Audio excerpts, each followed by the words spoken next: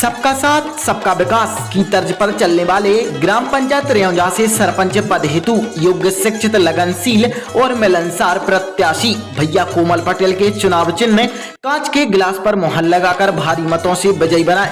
निवेदक समस्त ग्रामवासी, ग्राम पंचायत रेौंजा, रहली, जिला सागर, मध्य प्रदेश। हजार बरक गिरे, लाख तूफान आए, वो फूल खिल के ही रहेंगे जो खिलने वाले हैं। नमस्कार, मैं सत्यनारायण शुक्ला हूं। मैं मौजूद हूं इस वक्त कासल पिपरिया गांव में। मेरे साथ मुखातिब हैं पीडब्ल्यूडी मिनिस्टर गोपाल भार्गव जी। बात करेंगे, कुछ बड़ी सौगात दी है और वो बड़ी सौगात आज हम नहीं बताएंगे, वो खुद बताएंगे क्योंकि मुखातिब हमारे साथ में हैं। क्षेत्र के लिए इतनी बड़ी सौगात।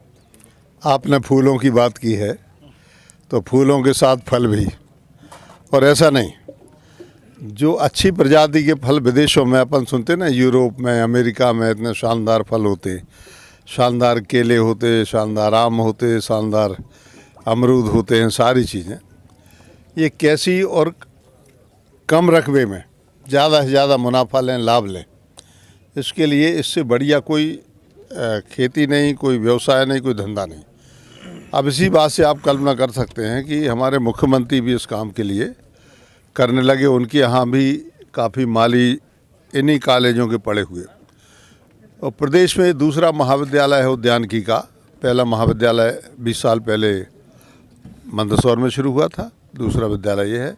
सबसे ज़्यादा रोजगार मूलक मैं मानता हूँ जहाँ तक, और आप इसको यथार्थ रूप में देखेंगे भी, सबसे ज़्यादा रोजगार मूलक वर्तमान में यदि कोई उद्योग कह लें तो, या फिर कोई क्षेत्र से कह लें तो सबसे महत्वपूर्ण है उद्यान की।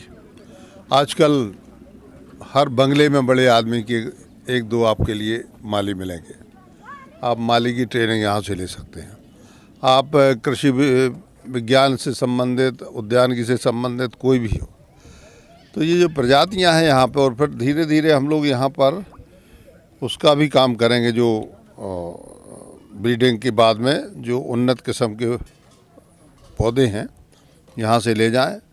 मैं मान के चलता हूँ कि बुंदेलखंड और महाकौशल में एक भी उद्यान की महाविद्यालय नहीं है, तो ये कम से कम 15 जिलों में एकमात्र महाविद्यालय। बाकी मंदसौर में है तो मालवा क्षेत्र है, तो मालवा को यदि छोड़ दें, इंदौर और उज्जैन को, तो शेष जो मध्य प्रदेश है, तो विंध्य प्रदेश सहित बुंदेलखंड में और महाकौशल में एक भी ऐसा महाविद्यालय नहीं है जो उद्यानिकी से संबंधित हो। तो यहाँ एक बार हमारे यहाँ के लड़कों को, बेरोजगार हैं, छोटी मोटी नौकरियाँ ही मिलेंगी, भृत्य की है और भी अन्य दूसरी भी जो नौकरियाँ बहुत तो मिलेंगी ही, आजू बाजू के गांव के लड़कों के लिए भी मिलेंगी। दूसरी बात, यहाँ से जो लोग सीख के जाएंगे, अब जैसे हमारे यहाँ लहसुन की खेती भारी होने लगी, भारी मुनाफा है, लेकिन उसमें भाव घटते बढ़ते रहते हैं। लेकिन ये जो हमारी चीज़ है, उत्पादन हो रहा है, इसमें भाव इस तरह से नहीं घटते बढ़ते। तो कुल मिला के मैं मान के चलता हूँ कि उद्योग के क्षेत्र में हो सकता है कि यहाँ पर धीरे धीरे हम एक छोटा मोटा एक जो जूस निकालने का, जो इसकी ब्रांडिंग करेंगे, तो यहाँ पर एक फैक्ट्री, यदि कोई आजकल PPP मॉडल चल रहा है, उद्योगपति आते हैं, लगाते हैं, हम उन्हें भूमि उपलब्ध करवाते हैं। और ईश्वर की सबसे बड़ी कृपा ये है कि हमें 200-300 एकड़ का यहाँ पर समतल लगभग ये भूमि मिल गई है। ये भूमि मध्य प्रदेश में कहीं इतनी उपलब्ध ही नहीं हुई। ये भी एक बहुत बड़ा योगदान रहा है इसको मिलने के लिए। मुख्यमंत्री जी ने हमें काफ़ी सहयोग किया। ये हमारा कॉलेज जो है, कमलनाथ जी छिंदवाड़ा ले गए थे, वहाँ से बमुश्किल वापस लाए, उनकी सरकार चली गई, उसके बाद में हम लोग वापस लाए।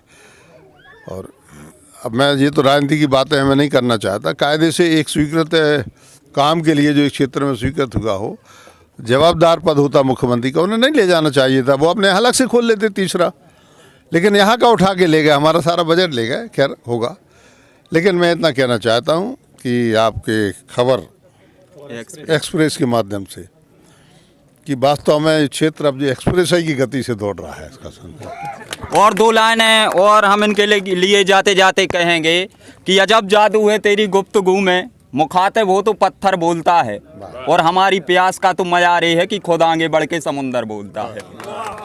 धन्यवाद।